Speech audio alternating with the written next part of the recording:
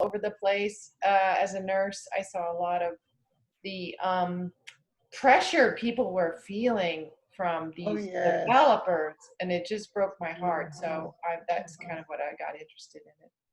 Great. Okay. Great. Thank you for joining us. Any other first-time people to our meeting? I wanted to mention, if it's okay with everybody, we'll record this. It helps us a lot to see what we've actually done. Great, thank you. Who are these two phone numbers at the bottom of the page? Does anybody know? So 626. It's a 626. It's Megan. It's who? Who is it? I think Monica's on with the phone as well as on with the video. Is that right? No, Oh, that's not me. I think that was Megan. I think she said. Oh, I Megan. thought I heard the name Megan. Yeah. It broke up, but I think that was Megan. Okay, good. The 0096. And then there's a 615-566. 662-517. That could be me. I'm called in on the phone as well, just because my internet's been a little spotty, so the phone's just kind of a backup. Okay. Oh, okay. Susie. Gotcha. Can't see you, Paulette. There's Susie Wilcox. I believe this is your first time here. Isn't it, Susie? Can you hear me? This is Paulette. I can hear you. Probably can see. I can hear you. Can't see you. We hear you. I don't want to be seen. I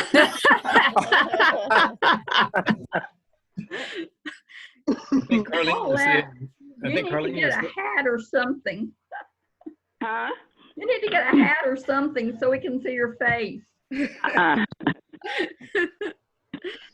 I'm actually moving about quite a bit, so I'm listening more than anything else.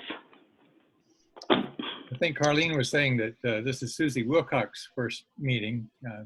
Susie, you want to introduce yourself? Unmute. Unmute you. See, I'm new to Zoom too. That's all right. All right. My name is Susie Wilcox. I'm new to NOAA, although I've attended a couple A-team meetings. So I'm learning all the time. I'm happy to be here and excited to learn even more. The Great, A-team welcome. meeting is our core meeting at First Unitarian. So she's a member of my church. Oh, I'm sorry. I should have said that. If anybody wants advice on how to put a core team together at your congregation, talk to Carlene and Susie and some of these other folks. And Elizabeth Jesse, sorry. Hi, Elizabeth. Hi, Carlene. Great.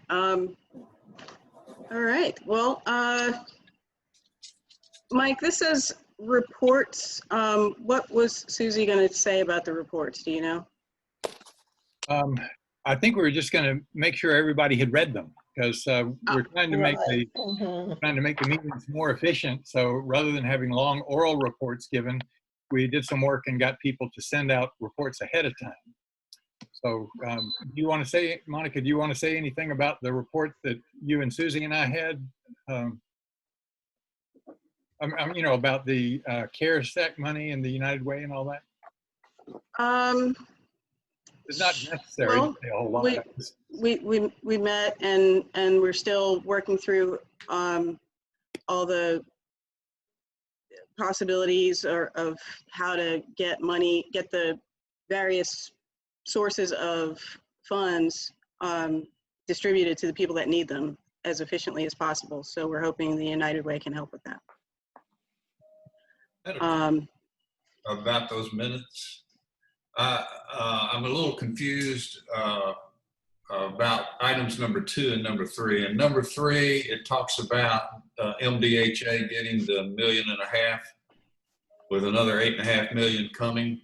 Is that included in the monies, the 121 that the mayor got? No. city, or is that separate money? Separate. It's separate. Right. Kay Bowers is the person that knows about that. Jerry, that money that's allocated to MDHA under the CARES Act, it flows through the Department of Housing and Urban Development directly. And so it is not part of the other pot of money that came to the administration directly from the U.S. Treasury. Different sources. So we don't have to wait until, I mean, like the big money, the 121, the final recommendations, November 15th. It's not caught up in all of that. No, it's not caught up in all of that. And MDHA has a request for proposal out for now. And it went out to, I don't know how many agencies around town to respond to and submit requests of using the first $1.5 million. And those are due in July 27th. Okay. Is that different than the money that helps people to delay eviction?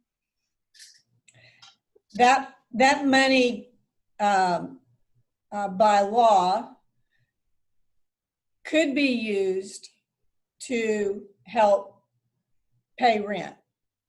Okay. Agencies could use it for that purpose by law if, you know, but the agency submitting the proposal, it has to, you know, it's a competitive round. So it's a legitimate, it's a legal, by HUD guidelines, it's legitimate use of funds. Now the 122, what can they use that for? That's a good question, but let me just move to the next thing because we're getting into details of things and I haven't checked with Danielle or anybody to make sure we have a note taker and a timekeeper. Danielle, were you already taking notes? Yeah, I'll take notes. Great. And can I get this recording afterwards too? It's being recorded, right? Yes. We can send that. Yeah, it looked like you were taking notes, but I wanted to make sure because we already kind of jumped into the meat of things. Do I have a volunteer to keep track of time for us? I can do that. Great, thank you, Carlene. Okay, so someone asked a question about the 121. That was me. Million. What was? Could you repeat your question? I was just wondering, what can they use that, or the 122 million for? I know it can only be related to the Corvette, but what kind of items? I mean, what do? Yeah, I think it's just supposed to be any thing that can, any expenses that can be attributed to pandemic stuff, and it has to be spent by the end of the calendar year. So, and who is working on what is going to be spent on? I think that was in the notes, wasn't it? Oh.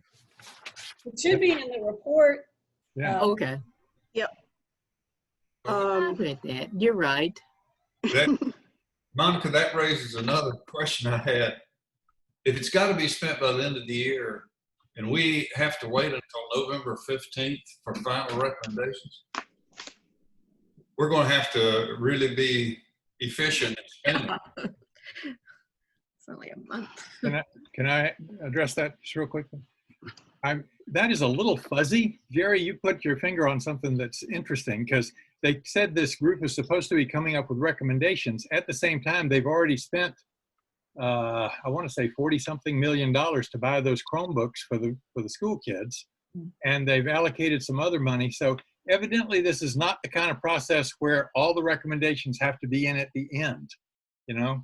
So, and I think when we get to our breakout groups, I think one of the things we want to discuss is how can we be a part of pushing that a lot of this money go to rent assistance? Because I think many of us are worried about the evictions that may be about to happen because of some of the restrictions on evictions are expiring. Now, I'm getting ahead of myself a little, but I'm just trying to explain why what was in the report is kind of the bare bones. And I think there'll be a breakout group in a little bit that discusses more of that. Thank you. Is that at all helpful? Yeah, very. Great. Glad to know that some money has already been employed and is being enjoyed by people that need it. Oh, that's true. And by the way, I've gotten a text from Susie. She is apologetic. She'll be on in just a minute. Okay, next on the agenda is the PowerPoint, which has my name on it for some reason, Mike, but Monica. What you get for letting me and Susie plan the agenda. that's how it goes. I see that now.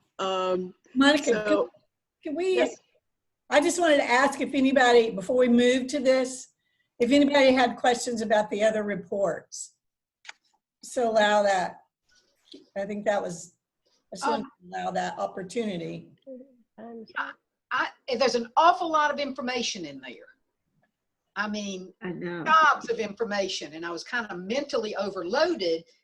And hopefully, maybe with our breakout or something, I wanted to think, what specific can I do? There's just so much information. This one on where Kay reported on the state legislature, but the biggest concern about distributing CARES Act funds is that people will be evicted before receiving the money. Eviction notices will not go out for those units receiving federal money assistance until July 25th. There's also a federal moratorium on foreclosing on homes receiving federal loans. But is that still very shadowy, or just not knowing exactly when people are going to receive the money?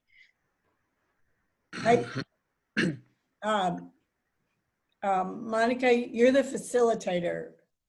So do you want me to take this question offline? Do you want me to take it in the breakout group? When do you want me to do that?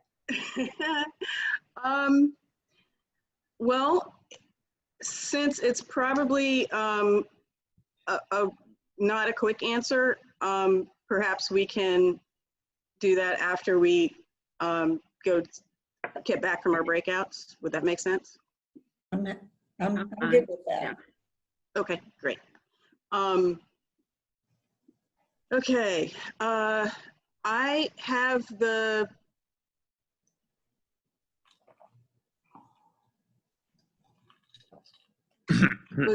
was that you, Mike? Are you okay? No, that wasn't me. I'm trying to let Susie in. She says she's in the waiting room and I don't see her. Oh, okay. Okay. You gotta love Okay, it. I can go ahead and share that screen if you want. About the PowerPoint, is that where we are? Yes, that's where we are. If you would begin that, or I can share it, and you can, either way.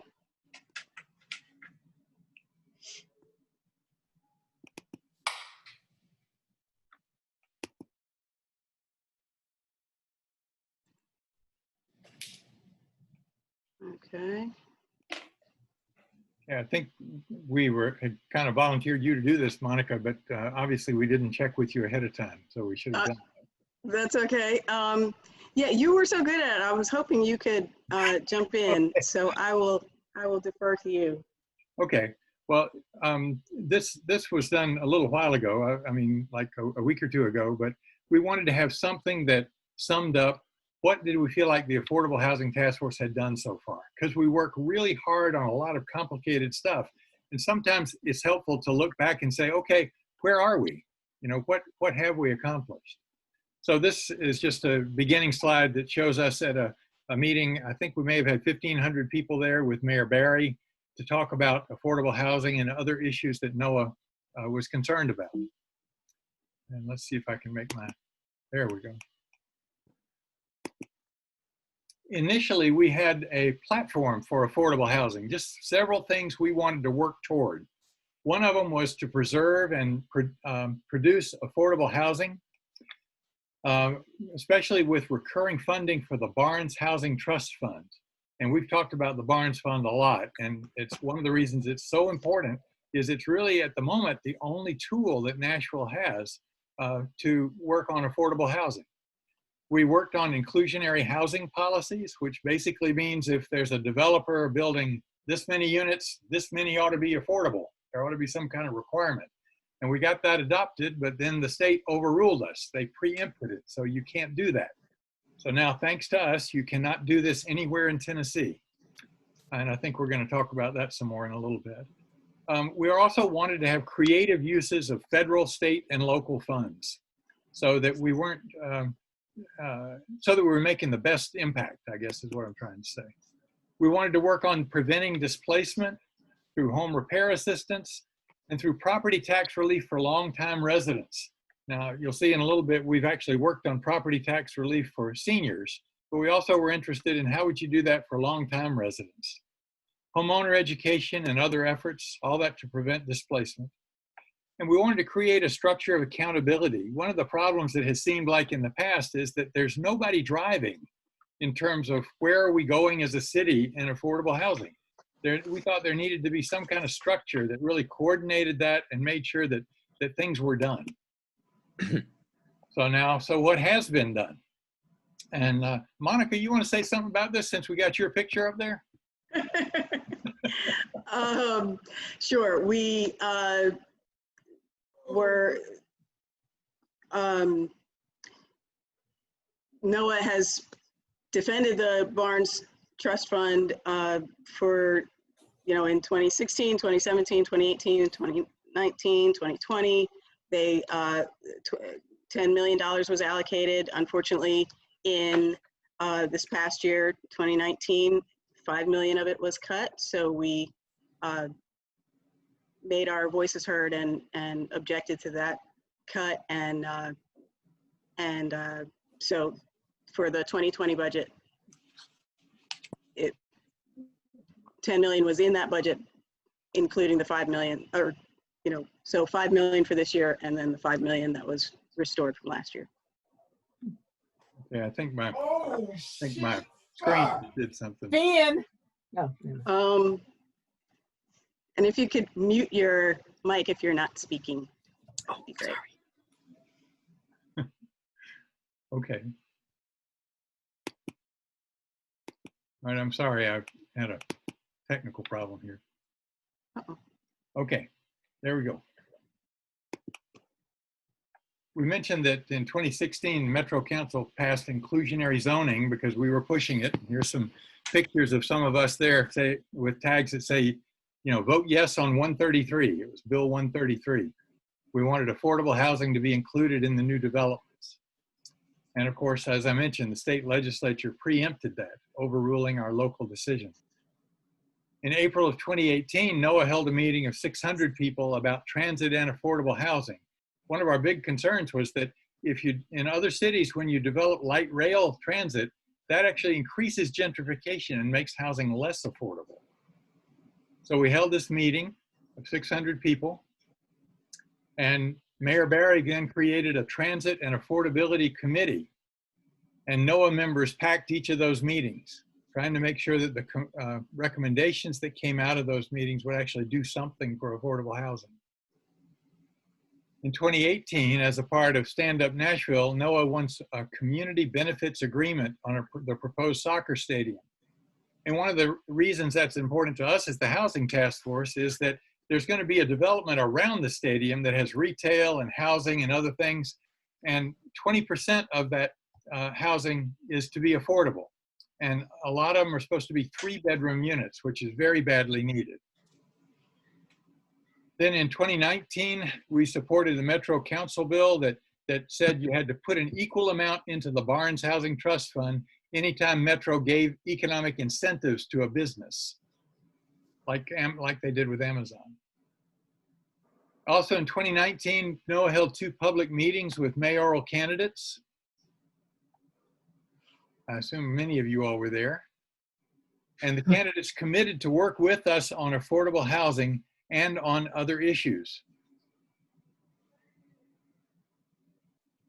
We also pushed 3 mayors, Mayor Barry, Mayor Briley, and now Mayor Cooper, to have 2 affordable housing experts to be appointed to the board of MDHA, which really needed a greater focus on housing as opposed to just downtown development. And so there are the people that were appointed, Kay Bowers and Paulette Coleman. Hooray! We also, yay!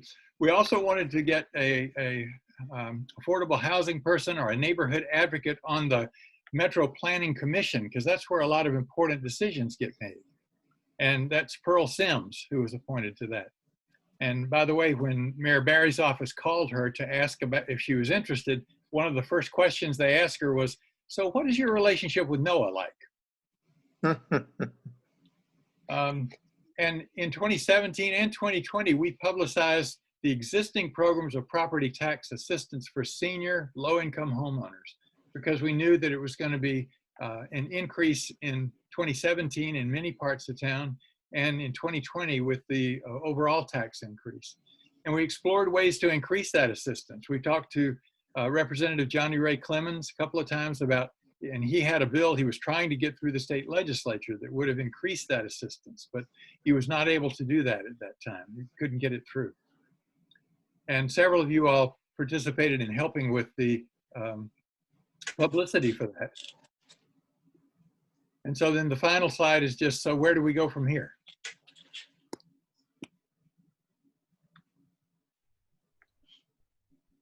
All right. Great, thanks, Mike. Sure, thank you. Did you see Susie coming in or no? I don't know where she is. Yeah, I'm sorry. Can you all go on and I'll try texting her. Yep. Well, I was hoping she would be here by now because she was coordinating the breakout groups, but I think we're going to have education and outreach and local government break out together, and then have state government group have their own breakout, if I'm not mistaken. So is that okay? Is that your understanding? Yeah, I'm good with that. I just want I just want to understand, what do you want us to do in our breakout groups? Catch up? What are we to come back and report on? Yeah, so third question. What we wanted to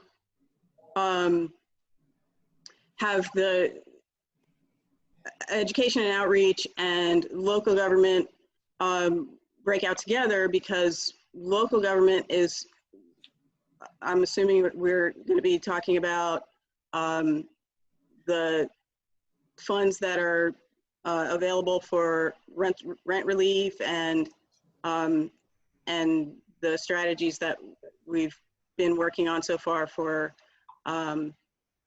with that. When we spoke to the United Way, we thought about a way to publicize or to do some PR around how to speed up the process to get the government to allocate the money so that people can use it as quickly as possible.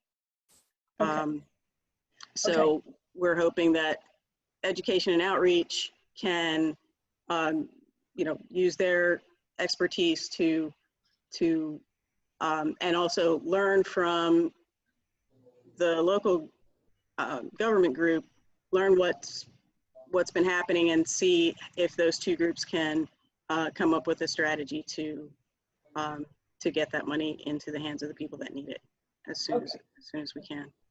So we're going to put off that third question, Mike, from our breakout session Tuesday night. We're not going to do that today. We're not going to do that in our, I was confused. Okay, that's all right. Let me make an attempt here. Can I jump in, Monica? Please. Susie and Monica and I have had a couple of meetings with Representative Harold Love and also with United Way, trying to understand this CARES Act money. It's this federal money that's supposed to help. That was what was mentioned in that report. And what it's looking like is there are a lot of different people pulling on this money. There's some state money of different pots, and there's some local money. And what it looked like to us was that the local money was the one that would be the most, that would be the easiest for us to influence in terms of getting it to people for rent assistance.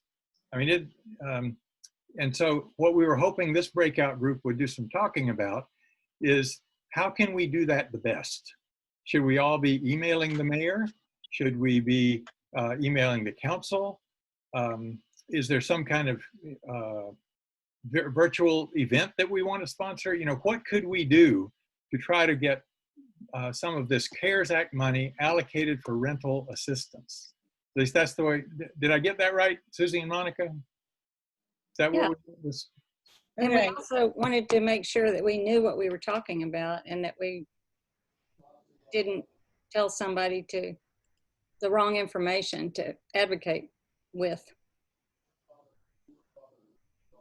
Is the money there and now the decision is where does it go?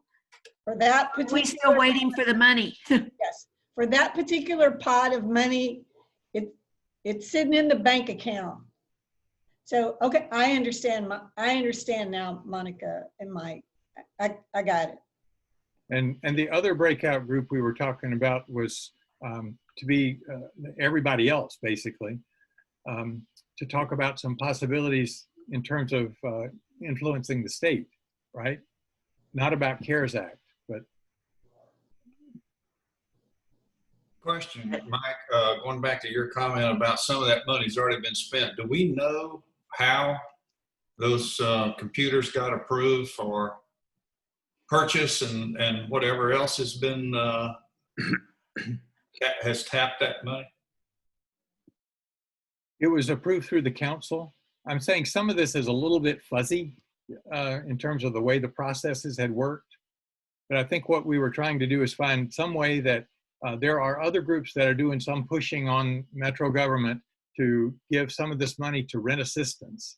And we thought this is something that's going to be really important for us to be participating in. So it's possible in this breakout group, we might want to make a list of, are there still unanswered questions that we need to know? But we don't need to get totally lost in the details. I mean, all of us want to have accurate information. But sometimes if we try to get too specific about some things, we get paralyzed, you know? So I guess I'm saying we did our best to put that report together that told you pretty much what we know. Mike, why do you say that the state group shouldn't be looking at the state CARES money? It seems like we do want to know how the state is spending that money. I was trying to allow somebody with the state group to say what they wanted to focus on. And there's a question and an answer in the chat box right now. Would it maybe also be helpful for the state group to talk a little bit about the state CARES Act funds as well? It sounds like the local CARES money is also connected to the state CARES funds. Well, those are two very separate pots. And I think one of the concerns is that none of the money go for duplicate purposes. But Natasha says it seems like having a very clear definition of how much money NOAA wants to set aside for rental assistance would be a good starting point. Oh, how much are we recommending? Mike, do you want to speak to that with regard to our conversation with the United Way? And I think Kay put in the chat that she has an idea of an amount. I'm sorry. I didn't read down that far. Kay, I'd also just like to note that we're way behind on our agenda. So it could be, if these are important things to clear up now before the breakouts, that's okay. But I just wanted to make sure we know what we're doing. Yeah. I had a question too about education and outreach. How do we fit in with that rent relief and all of this other? Well, I think that's one of the things we'll talk about in our breakout session.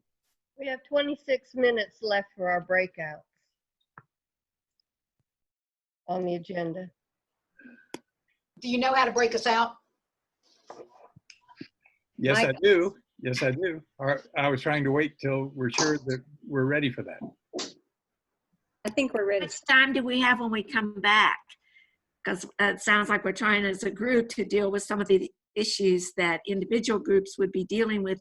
And then when they come back, maybe that opens it up for a broader discussion. We had allowed 10 minutes for the reports after we came back, and then 10 minutes to figure out the next steps. If you all want to stay longer, we can talk about it longer than that, but we have 20 minutes allocated in the agenda after we meet back from the breakout groups.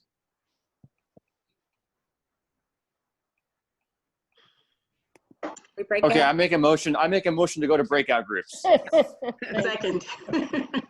Third. Very well. Well, what I need to know is, let's see, it's going to be the education and outreach and the. Mike, you were going to break out the state government group and leave the rest of us as we are. Well, what I need for you to do then is, I don't know if you've ever done this, but you need to rename yourself. If you find your picture right in front of you and put your cursor on your picture, up at the top, there's 3 little dots. Does everybody see what I'm talking about? Mm-hmm. I do. All right, and this is just for the people in the state government group. The rest of you don't have to worry about it, okay? Good. But click on the 3 little dots, and then you go down to where it says rename. Does everybody see that? Everybody see that? And you should see your name there, and go like to the end of your name and just write state. Okay? Right, what? State, S-T-A-T-E, state. If you want to go to the state government. If you want to go to the state government breakout group. All right, so I just renamed myself. Does everybody see what I'm saying? Oh.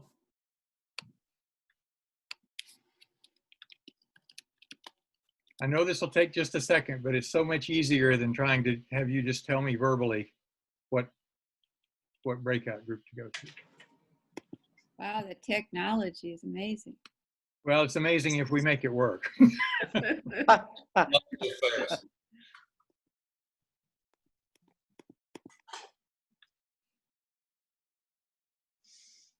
Monica, why am I not seeing the little timekeeper thing on my screen?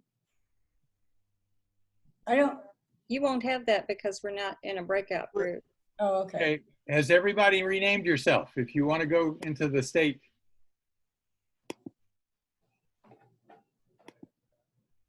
All right, and Natasha, do you want to tell people briefly what the state group is going to be talking about? Sure, I was going to show an example of some IVE work, some integrated voter engagement work, which I've been participating in the IVE workshops with Brian Zralik, and so I've learned a lot, and I have an example. Mike kind of teed up the piece about the state preempting our inclusionary zoning. So I have an example that I'm going to go over of how IVE would work with inclusionary zoning. So we can apply this example to any issue. So if we want to apply it to the State CARES Act, we can do that. So it's just a sort of a rubric for how IVE would work given any particular issue at the level of the state legislature. So I'm just going to share my screen and show you what I did. And we can talk about applying it to CARES funds from the state if we want. Okay, thus far, I only have 4 people going to the state breakout. So what I'll do is I'll go ahead and put those people in there, and then I'll just let you tell me if you want to go there. You may have had trouble trying to rename yourself. Okay? It's going to be a great meeting. Oh, I'm sure it's going to be a great meeting. And how many minutes do we want to allot for this? Well, we've got it on the agenda. It's 20 minutes left of the 30 minutes that was originally allocated. All right. I think we can do 20 minutes. It's not a problem for me from my perspective. All right. Well, if that's all right with everybody, let's try 20 minutes. And please help us, be forgiving on all this technology stuff. Okay. We're doing the best we can. You're doing great. Quick suggestion. Mike, I think if you make Natasha a co-host, she should be able to record that section. I don't think it will record her breakout unless she does it herself. That is a great because I would really love to hear her presentation. I just I've been more involved with the other stuff. So all right, I just made her a co-host. So Natasha, once you get in there, I think there should be a button kind of towards the bottom to start recording. Okay, we'll do. Okay, I'm going to go down the list and read your names. And if you want to go to the state group, you tell me yes, okay? Paulette Coleman. Pat McDonald. No. Danielle Fletcher. I've got Carolyn Erickson already. Elaine Smith. Maggie Cox. Patricia Finney. Carlene Dowell. Kay Bowers, Brooke Smith, Susie Wilcox, Steve Vinnick, Elizabeth Jesse, Irene Boyd, whoever 626428 is, Ken Lickstein, Shirley Marks, Jim Zralik, Martha Carroll, Jerry Park, 615-662-5172, Susie Ries, and Ann Gwynn. So all the rest of you want to stay here, all right? Yeah. Okay. All right. Well, if you were one of the ones that said you wanted to go into the state, you should have gotten a little box pop up that says the host is inviting you to join this breakout room, and you need to say yes. Okay. I have not gotten that box yet, Mike. All right. I'm sorry. Who is this? Susie? Susie? Caroline. Oh. Caroline. Okay. Give me a second, Caroline. Sorry. Thank you.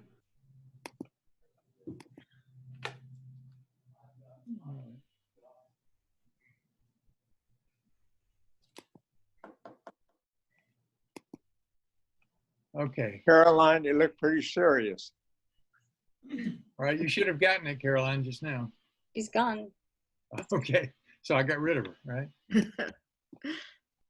Okay.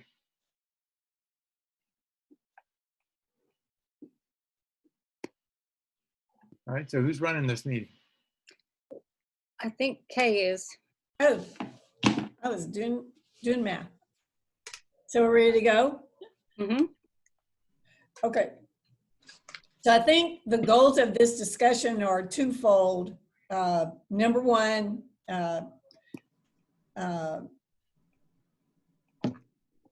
You search for these archived bills, you can find this quick summary of the bill. So that's just what you see there, that paragraph where it talks about how no local government will be allowed to make any requirements regarding inclusionary, affordable, or below market value housing, etc. So what I was interested in doing, having heard the IVE approach, was to understand who was sponsoring these bills, which legislators were responsible for sponsoring these bills and pushing them through the legislature and getting them passed.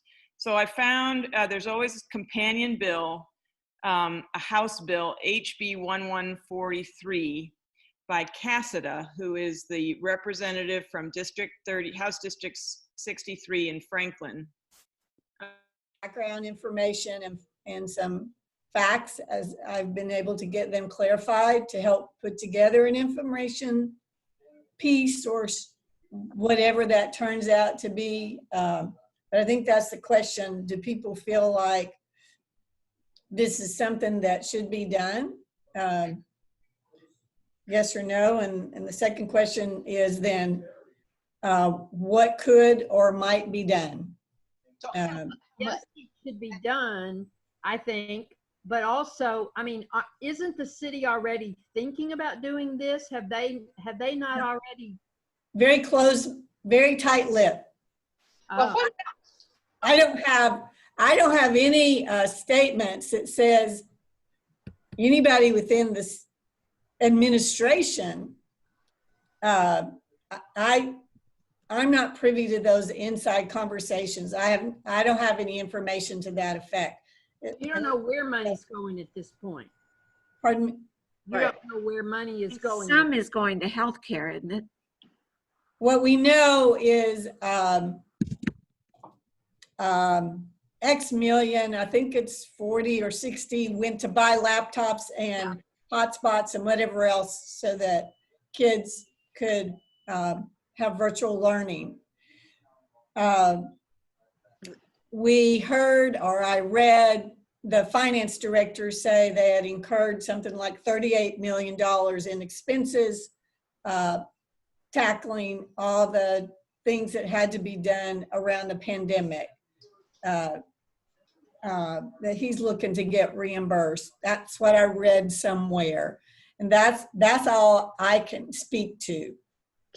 What about the advisory? He has some information. Sorry, Susie, you had your hand up, and then Pat, I think, was next. I wanted to say that when we met with Mayor Cooper on May 29th, we asked him about money for the homeless and rental stuff, and he said he thinks the federal government is taking care of the homeless people, and he also said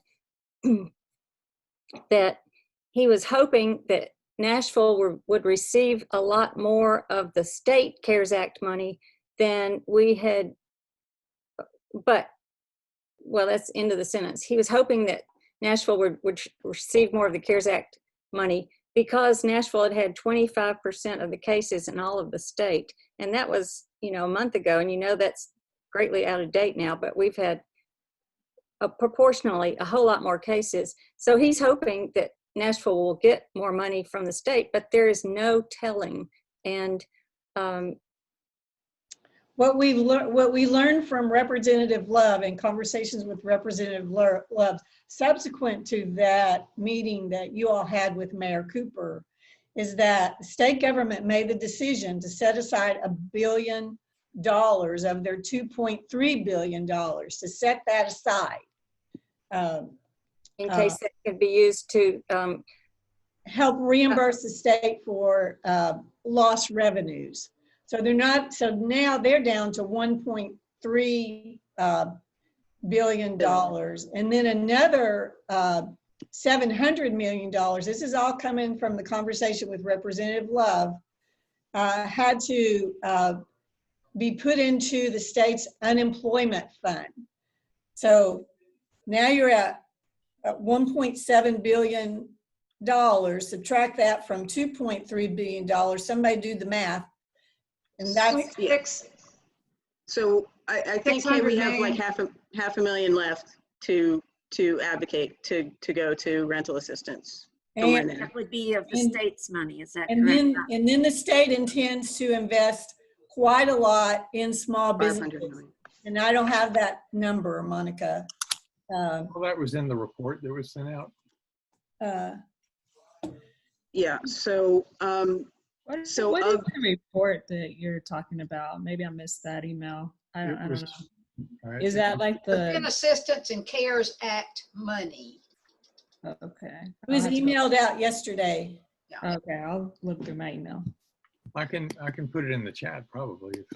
But it seems like if we don't know the amount of money that's going for rental assistance, but yet it's a dire need, that we need to meet, or I don't know, would it be a good idea to meet with Reverend Love and the council people to make a plan how to advocate for that?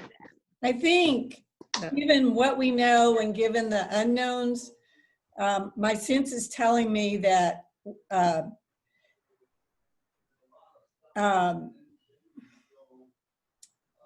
because you have this push-pull,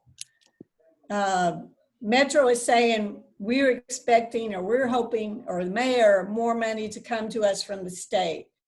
The state is saying we don't want to duplicate anything else that's already done or might be done. And also within their departments, there's conversations that, like Harold Love thinks that there's already money that's going to be available for rental relief through CARES Act monies that flow directly from HUD to Tennessee Housing Development Agency. They have like $33 million, but it has to follow, it has to fall under a particular state program, and the income cap on that is going to leave out significant numbers of the population that are being hurt by the pandemic and the economic downturn. So wasn't it 80% of the? No, 50. It's 50%. Okay, I heard something that was 80. I listened to a video that said something about 80%. Do we know, is I had heard that legal aid is like tracking the eviction court like log. Do we have anyone doing that, and actually so that we can, you know, when we go to people to say, we could say, actually, yes. I mean, obviously this is something we should be concerned about because it's probably going to happen. But I feel like it would also be good to be able to say, hey, you know, look, evictions are up this much, you know, in the backlog at the eviction court. Well, what we know, the answer is yes. Carrie Dietz, the housing attorney with legal aid, has started tracking. She's been tracking them. She has a running total she's keeping, and evictions went down for a few months because there was a moratorium, and now the courts are back are opened up again. But still, landlords have to go through the proper process, Steve, and so you won't see. You know, they have to give 30 days notice, and there's courts, and there's that sort of thing. So the wave, nationwide, the wave is expected to hit in September, October, when all the process has been followed. But we have numbers we can use from Carrie to put in some sort of, or to have available for some sort of information campaign or advocate proposal. Kate, yep. In the chat, we have some comments. One from Elaine, saying, can we meet with the 3 council people on the mayor's allocation committee before the end of July, or at least send a NOAA written email signed by Susie and Monica to them? And I think that's a great idea. And as Mike said earlier, we don't have to understand everything about this, but correct.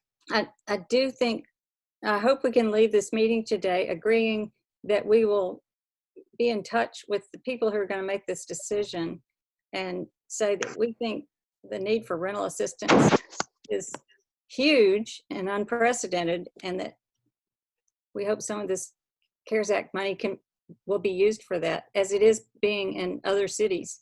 Yes, we can put some numbers around that, like the unemployment rate I checked is about 11.3% for Davidson County. That's the latest number I have. We can put some data to that, but I think Elaine's suggestion is on point. And I'd like to say that the mayor has appointed a committee of citizens to help advise him about how to use this money. And I think we need to address them ASAP, because I believe that the process is they will make a recommendation to the mayor and council, and then the council will vote on it. So I think we need to target them as well. Well, there's three council people on the mayor's allocation committee, according to Elaine. Somebody has a list, I think. I do. Right here. I do. It's right here. Okay. Jennifer good. Gamble, Courtney Johnson, Chandra Sepulveda. Okay. And then there's others on there. So I would say yes, the council people would be the first people to reach out to, and then try to get connected to the other people to send them a proposal or a request. Essentially a series of 4 or 5 forums in each of these districts where we would try to energize the populace, that our friends and family that live in those districts, to come, and then get the candidate to agree to come and speak about social justice issues, but make this the sort of the primary focus. I mean, this would be a great issue for those districts. Do you think they would show? Do you think Steve Dickerson would show up to a NOAA forum of Nashville residents? Do you think? I mean, if he wants to win, I mean, if heavy lift to go to all the agencies and ask them how many people they're seeing with this problem. We have the 211 data. 211 is, you know, the hotline that people call in, and the last percentage number I saw from people calling in for housing help was over 56% of the people calling in to 211's hotline were calling in for help paying their rent. So how many people is that? I don't know. It's of the people that call the 211 hotline number for help. I don't have that data in front of me. I'd have to dig back into it. But of all the calls they are getting.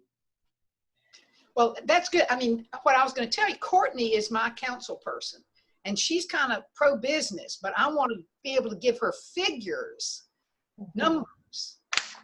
Can I make a suggestion?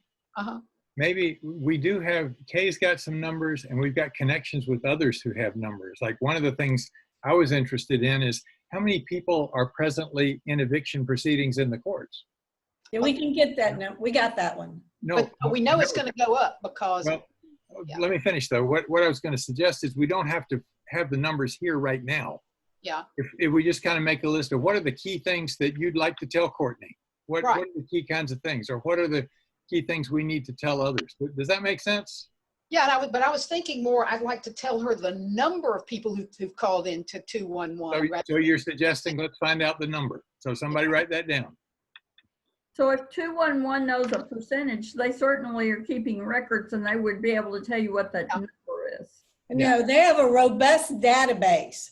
And anybody can go into that database and search it, and that's what I have to do. They don't tell me anything. I got to go into the database. Okay, why can't I do that?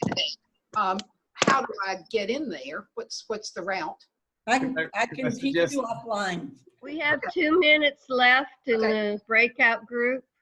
Thanks, Carlene. Shirley, your hand is up.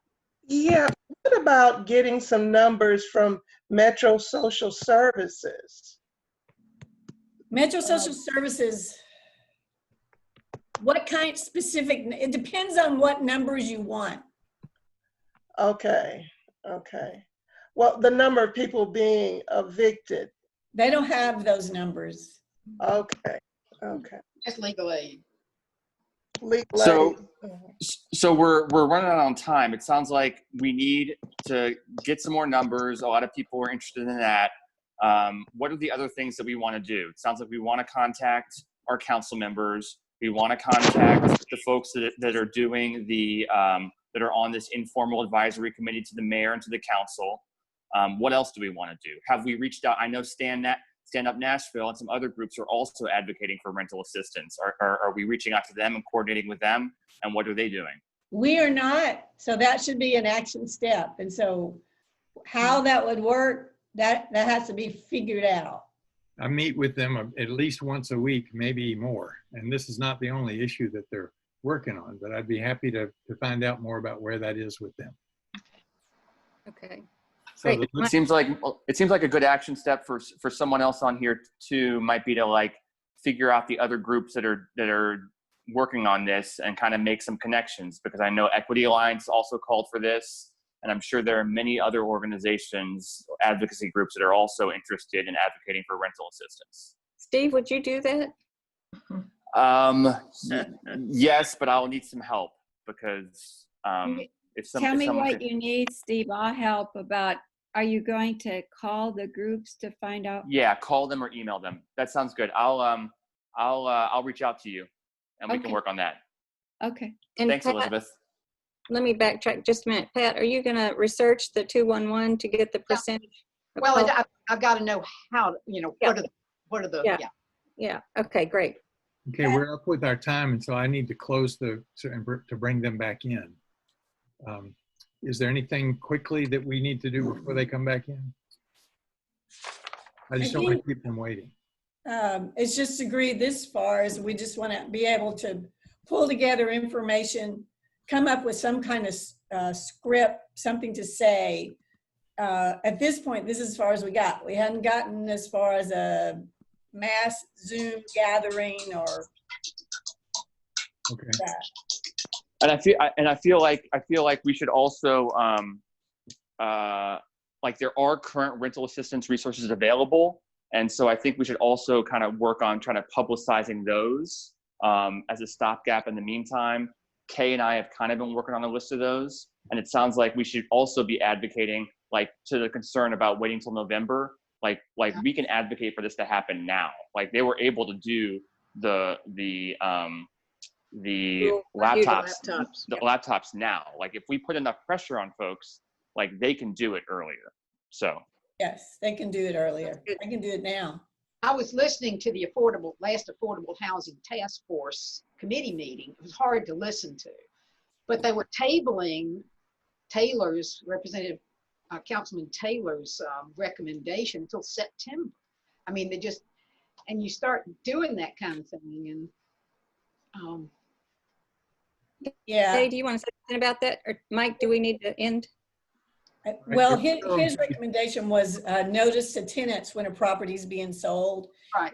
There's a lot of work that has to be done as far as writing that legislation.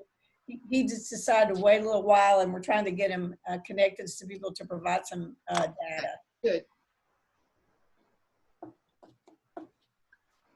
Well, it sounds like do we need like 4 or 5 people to agree to work together to follow this up? I'm always nervous if we don't say who's following up what. It sounded like Steve is following up on what a couple of other groups are doing, but we need somebody to come up with what you're doing, right? It's like we had me doing that. Elizabeth, Jesse's going to help me as well, and then there was someone who was going to work with Kay on the data on stuff. Yeah, one data, and then Courtney. I want data to Courtney. And then we just need to pull it together and write up something that then can, I guess, be approved by Susie and Monica. Have something for people a script for people to speak from or put in an email at this point.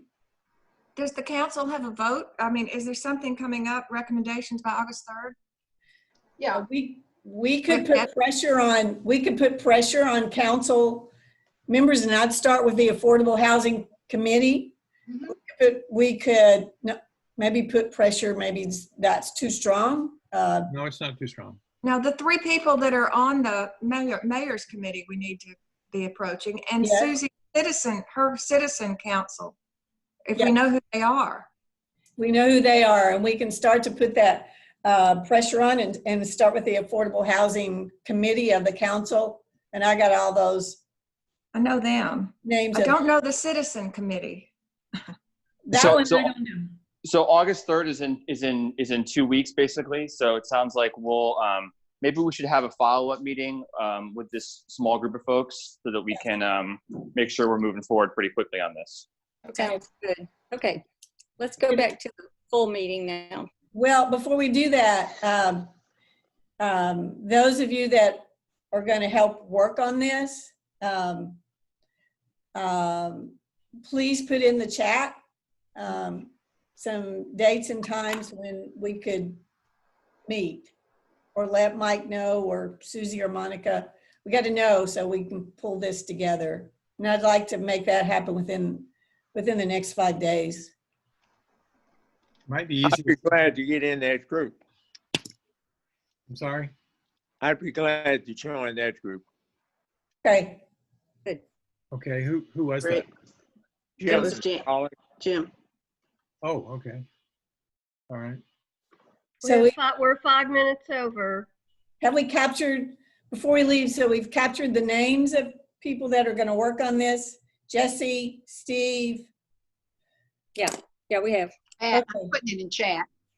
Thank you. Okay. Thank All right, you. well, the state group is back. Okay, so can someone from the state group give us an update on what you discussed? I'm happy to do it, but let me just put it to the other people. We all, a small group. Does anybody want to put it in their own words? Or you want me to go for it? Go for it, Natasha, as far as I'm concerned. Okay. So we talked about the inclusionary zoning preemption as it relates to this process, this Gamaliel process called IVE, Integrated Voter Engagement. And essentially, if we look back at the history of how that inclusionary zoning went down, we're able to do some power mapping where we find who are the legislators who are responsible for sponsoring that bill, passing it through committee, and even just voting for it. And many of those legislators are in either in Nashville or in a surrounding county. And many of them have re-elections in November. And so we talked about engaging, IVE engaging with people in the districts on this issue of housing and educating people about the issue, about why this is such bad policy, and showing up at candidate virtual events. Some of those things are happening, and asking candidates where they stand on issues of affordable housing, in particular, inclusionary zoning. Also making the point that this is, you were using this as an example. We could do a very similar process for the CARES money. And essentially what we're working towards is holding our elected officials accountable in November by showing up at the meetings, showing up at among the constituencies, asking questions, finding out who's really engaged in the housing issue in that district, and do the NOAA thing, where we even potentially before the general election have a NOAA forum in that district with leaders we had identified, and ask the candidates to come and talk about this issue. So, that's the kind of thing we do a lot in Davidson County with NOAA. We've all been through this process before. We just did it with the school district, with the school board election and those public meetings. What's different about this is we don't have members in some of the districts where these sponsoring legislators are from. For instance, one, it might be from Chattanooga, but we do have partner organizations. We have Caleb in Chattanooga, and we can reach out to them and get the people there who are working on affordable housing to do this in a coordinated way with us. So it's, and Micah in Memphis. So it's ambitious, but we could start this election cycle just within with some districts close to home that just maybe spill out into Williamson County or Sumner County. Those are two we identified. And if that all sounds too ambitious, I mean, one option is just to pick a district. And, you know, in Nashville, Steve Dickerson's central to the city, and just have a forum with Steve Dickerson and his opponent and talk about affordable housing, and ask Steve to defend why it is that he preempted Nashville's overwhelmingly majority approved inclusionary zoning policy. It'd be ideal if we could do this in 8 districts at once and really put a full court press, but maybe 1 or 2 districts is the way to go, given that we haven't done it before. And he has an opponent. Yeah. Yes, so he will be, and if nothing else, we're educating people on the issue. You know, it's a win-win for us because we're engaging voters. We're at the end of our time for reporting. Mike, you had your hand up. Yeah, I just wanted to ask, is there a small group that's following up on this? Because you mentioned like what we did with the school board elections. We actually worked on that for about 4 months. Yeah. So I'm just trying to see, you know, there was a group of people working on it. It took a good while to do. So I was just trying to, it sounds like we need somebody to look at it and see what's most workable. Like John was saying, is there one district that we need to do, or do we try to do more than that? Well, and the other issue is, do we want to hit this inclusionary zoning issue, or is the CARES issue a more pressing thing? I mean, I could see an argument for going to the CARES, but the only problem with that is then the CARES law or the CARES distribution happens, it's over, and all the work that we did educating people on affordable housing, it's not relevant anymore after that. You know, because you do this on any issue. Could it be done, could we address both in a forum, or would that be too, would that convolute the message too much? I think the only thing about doing both is you really are using the power map in this, and so I don't know who's on the committee at the state legislative level to decide where the CARES money goes. Like, somebody's going to have to research that, and then we have to identify those people. And if they're not the same people, then we can ask all day the question, but if they're low on the power map, they're not influential, it won't. And when's the decision date on CARES? We know that the decision date for voters is first week in November for, you know, driving an issue at the state legislature level. But is the CARES Act funding going to be determined on August the something or September the something? Or well, that dovetails into the report from the local people. Kay, can you give us a brief summary of what the local group discussed, and then we can I just wrote up a little bit in the chat box. But before we do that, I would like to say, before we leave the idea of educating around preemption and having something maybe small, but maybe focus on Dickerson. I do think that's a good investment if it's feasible. And I do agree that we should figure out how to do that, even if we have to start on a small scale. I just wanted to say. Elaine, speak up. She said something about piggybacking on another group. She said JCC usually has a. It's the temple. Yeah, yeah. I mean, if the whole idea is piggyback on another group if we don't have time to pull together our own.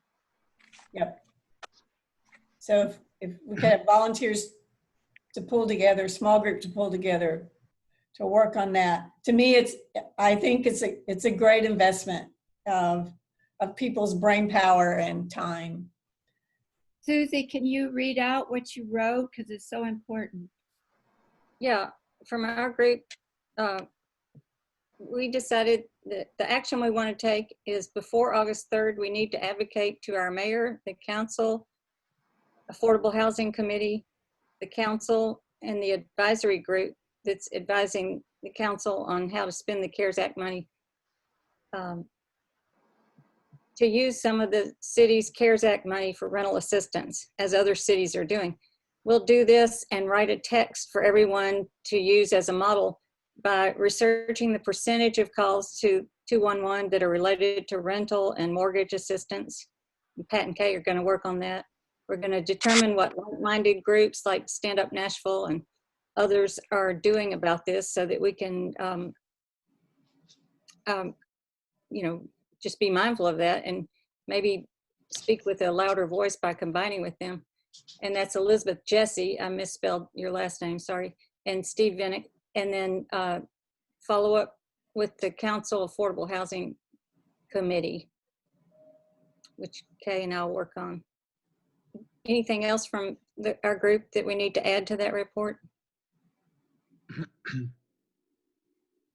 think, you know, we just want to send a message. We want to send a strong message, and we want to align ourselves with others that are Equity Alliance, Stand Up Nashville, and representative of Equity Alliance, by the way, is on this committee that's going to determine the use of funds. And Equity Alliance was awarded $500,000 to go out and do a community needs assessment and bring that back to that group. Who's our connector with Equity Alliance and NOAA?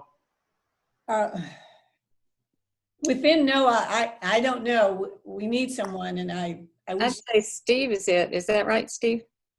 I mean, are you in touch with them?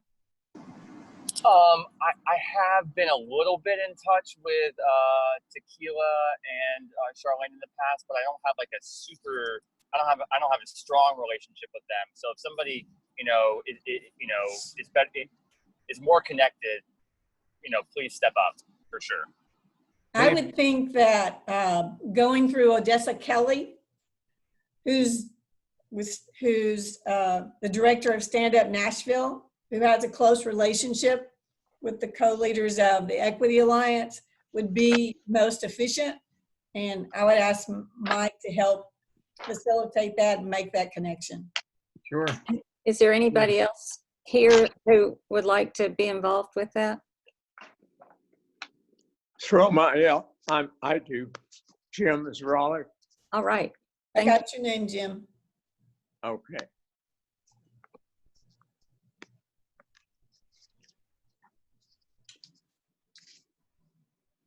We have 3 minutes left for. I know she didn't. Would Judy Cummings be a person with equity? I think we may be overthinking this. Okay. It's like the Equity Alliance is represented on the board of Stand Up Nashville. I represent us right now on the board of Stand Up Nashville. So I think we can make that connection. Great. Okay. All right. So can I do one more thing from the state before we end the reporting, just to get the action items? Yes, please. I think what needs to happen is I think we need an educational piece on what we're trying to do, that everyone who wants to be involved can jump on pretty quickly, and I can write that. But then we'll need to somebody needs to work on some good questions for these candidate forums for Steve Dickerson, and whether it's Heidi Campbell or Kimmy Abernathy, related to affordable housing that help raise awareness. So we need some people to submit some good questions for the candidates. And then we'll need to identify, and maybe collectively we can do this anytime anybody sees that they're doing a live event. We need to identify them, and we need to spread the word in this task force and beyond, that we should like hop on that event and distribute the questions and make sure that they get asked. So those are the steps that I think that need to happen. I can write the educational piece, just a paragraph that says this is why this inclusionary zoning thing is why we're focused on this. And if there are any who want to help write some questions for the candidates or help with communications, this would be a great time to let me know. Do you need to know when you do that about the rental assistance and how many are going to be evicted and all of that? Nope, don't need to know that. I don't think I need to know that. I think we just need to talk about inclusionary zoning, and the data that we have on how many units we're short on is already sufficient for what I'm writing. I'm not going to write any kind of a long thing. I'm going to write something short and to the point. So we're at the time up for next steps. I think we've kind of combined the reporting and the next steps, but okay. That's up to you. But we're at the time for announcements now. Okay. Natasha, did you, it sounded like that was, did you have anything else to add? I would just love to get anybody's name who's interested in helping work on it, because if it's just me, I'll probably get the educational piece written and I'll probably show up on a forum or two, but it won't be very powerful for just one person to be working on it. Anybody have time and interest? Shirley Marks is raising her hand. Marks. Thanks, Shirley. I'd be Martha Carroll and Mike Hodge. Martha Bless Carroll, you all. Mike Hodge. Jerry, did you raise your hand? No. Jerry? Elaine Parks. Elaine Smith. No, you did. Elaine Yeah. Smith, you Elaine raised Smith. your hand? Okay. By the way, Jerry is Park with no S. Yeah, that's right. Can't afford it. Yeah. Laura Dennison just raised her hand too. Thanks, Laura. Great. I got John. Great, great, great. Thank you. Okay. Excellent. I put mine in the chat. Thanks, Martha. Great. Thank you so much. All right. Are there announcements? Does anyone have anything they'd like to share with the group that's going on in your world? I don't have an announcement. I just have a reminder. One of the things we wanted to blend with the PowerPoint on our accomplishments was we had 3 questions we wanted people to answer on this Affordable Housing Committee. And in the breakout session we had at the membership meeting, we got 2 of the questions answered. And there was one question that we wanted people's response on. And so I'd like to request time on the next agenda to get that done so that we capture all of that. And we can use that to help plan our way forward. Thanks, Kay. I think I that's don't a have great an idea. announcement, but I would like to know if someone could work on the website to update some of the things that we have, like from Mike's presentation of our accomplishments, and think it has been updated for over a year or more. We just updated the list of resources on around anti-racism. You know, that was what the Affordable Housing Task Force asked most recently, and so that's on there now.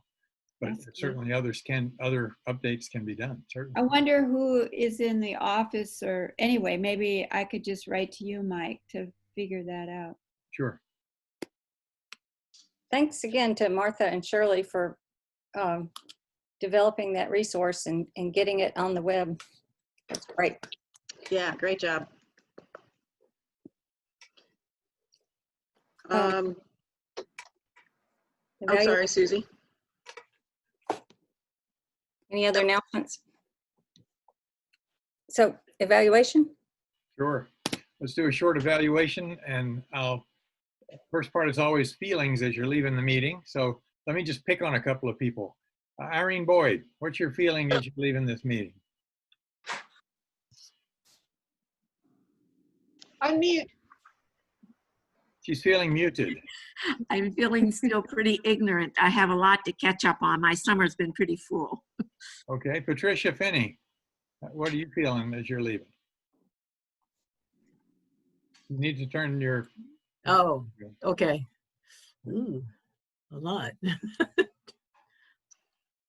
a All right, I'll lot tell you what, going on. let's shift gears just a second. Make use of the chat function there and put one word in there that you're feeling as you're leaving this meeting, okay? That'll give everybody a chance to be heard. I see Steve Venick has already put motivated. Susie says glad. All right, Martha says overwhelmed. Excited. Excited, all right. Reverend Thompson says informed. Pat Finney says a lot. Patricia McDonald says temporarily focused.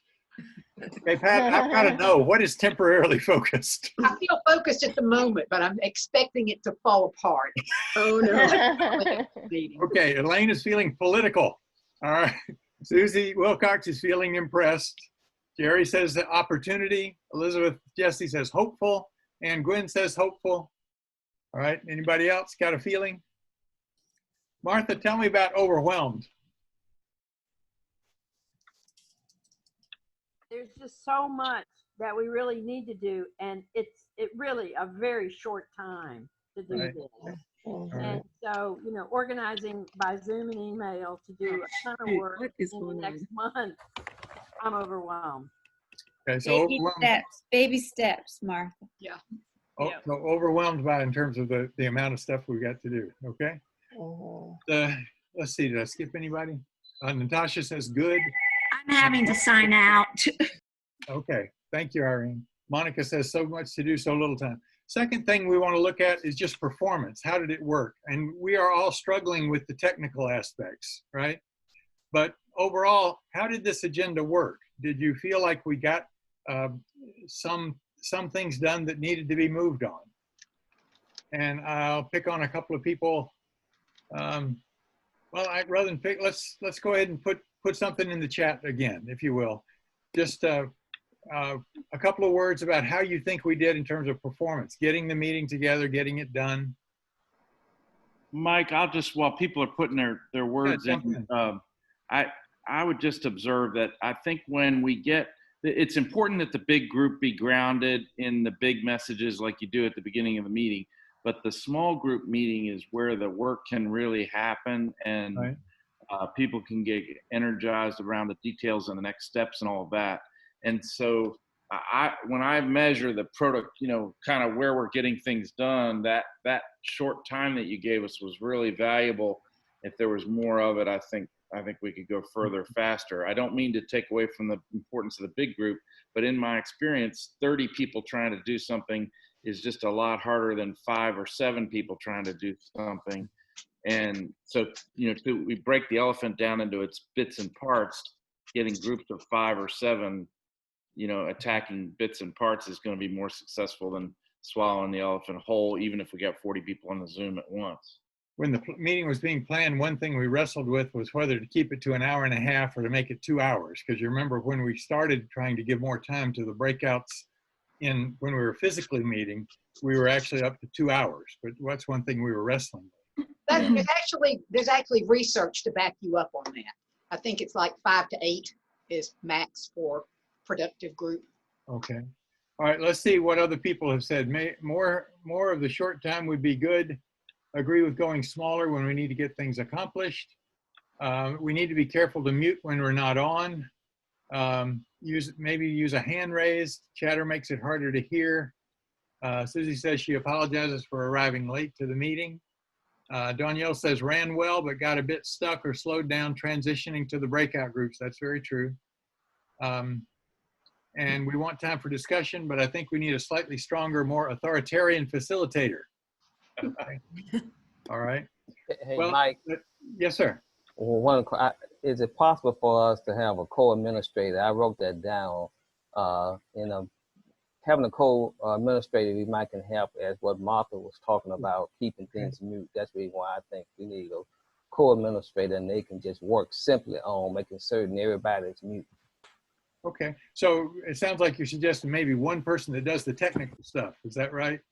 Yeah, see, with you doing it and you doing a lot of other things, but we had another person that main goal would be going through, making certain that everybody's mute Okay. Then they can unmute them if they speaking. They might have to raise their hand, but that's the problem I think we need. That's a very good, and I'm sorry I missed that in the chat. Thank you for that. The third thing is tension. You know, we want some tension so we act different afterwards than we did before. What kind of tension did you feel in this meeting? And you can just chime in. I'm not going to put it in the chat.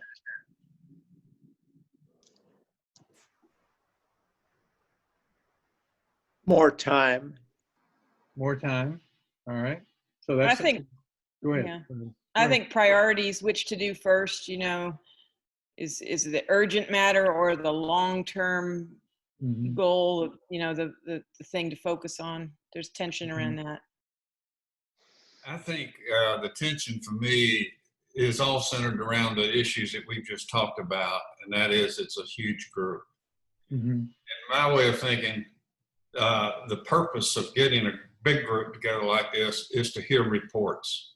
To actually do discussion, that's when we begin to lose control and lose efficiency, and it just doesn't go anywhere. Whereas more of the work was done by a subgroup, and you come to this meeting once a month and say, here's where we are, and an opportunity to give feedback, but really not to do a whole lot of the decision making here. All right. Well, we'll ask the co-chairs to think about that and see if that would work for us. Susie, you had your hand up. You're on mute. You're on mute. I wanted to say that in the last meeting, that same point was made. It may have been you who said it, Jerry, but that's why we sent out the reports before the meeting. Very helpful. Yeah, thanks. I think it's a great idea, and we'll work to do better with that. Okay, well, the fourth thing is always political learning. You know, what did we learn from this meeting? And I guess the thing I was thinking about is there's always a tension between two things. One is we want to know as much as possible about an issue. And the other one is that we got to remember that sometimes we get trapped in the paralysis of analysis. You know, that's one thing Saul Alinsky used to talk about, the granddaddy of community organizing, is it's easy to get trapped in trying to understand every little thing, and then you never take action. And part of the way that we try to work in Gamaliel, at the Gamaliel Network and with NOAA, is to know as much as we can, but to go ahead and act, because you'll learn more as you act. So that's what I'm hearing that we're trying to do. In both of these breakout groups, we're trying to figure out what can we act upon now, even if we don't have quite all of the answers together. What can we act upon and then learn from? So for me, that would be the political learning.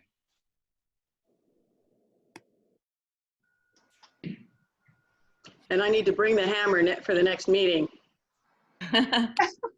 Ooh. Gavel.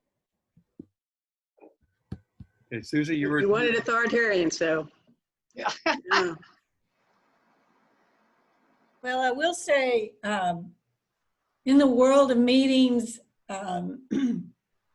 you know, different kinds of meetings serve different purposes. And as Jerry said, when you have large group meetings like this, typically they are for information purposes.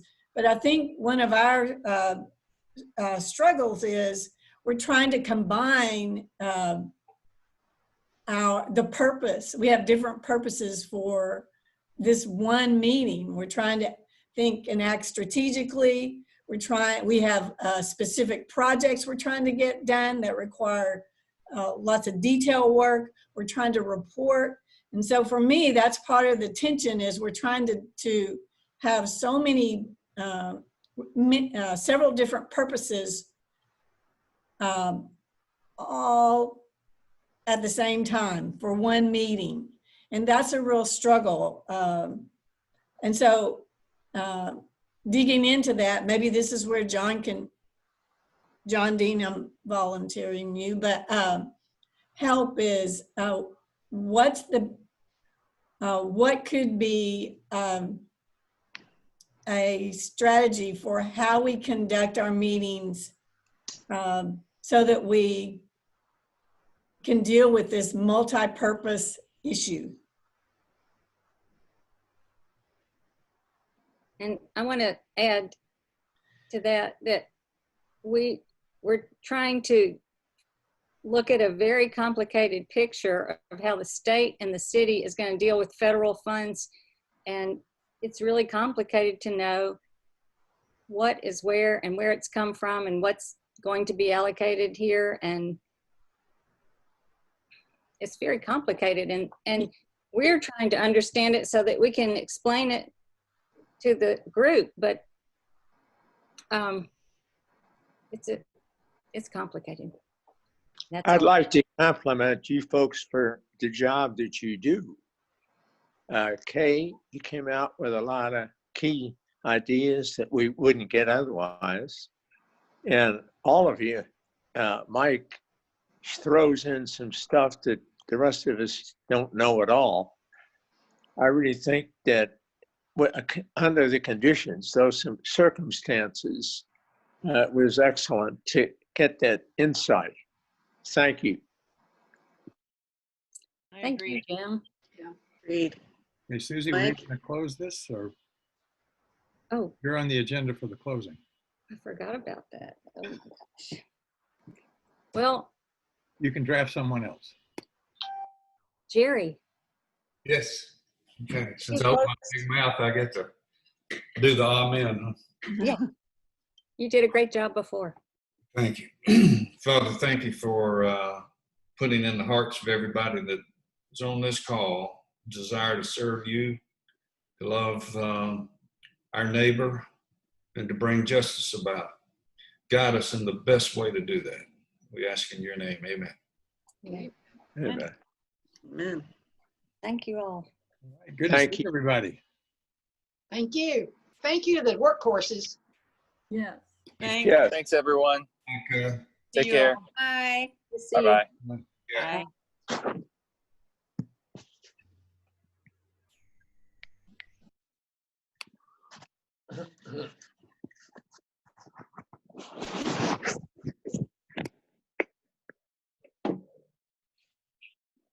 I'm saving my chat and then I'm leaving. I am so sorry.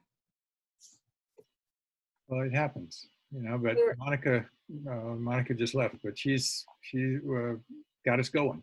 So, I mean, that's maybe what we can do is when we all have a breathing space, we can look at, I think some good suggestions were made, in terms of ways that we might do it a little better. I think people did like the reports, even though a number of them didn't read them. Mm-hmm.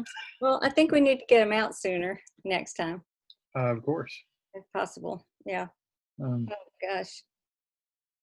I guess I'm not going to worry about it right now, but I think the follow-up is what I'm most concerned about, I guess. Just making sure that we have some people designated to follow up each thing.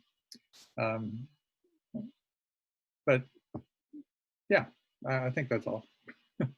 Thank you. Yeah, well,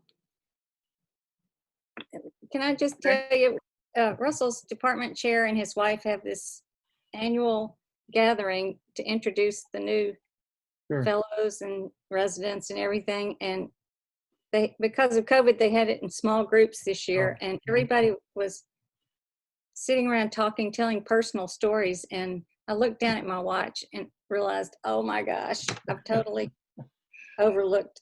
And I told Russell when I said we could go to that, or when I said I would like to go to that party, that I had this meeting and I have to leave early, and then it just totally went past me. So I was mortified because we ended the party. I jumped up and said, "Oh, we gotta go," and then everybody stood up.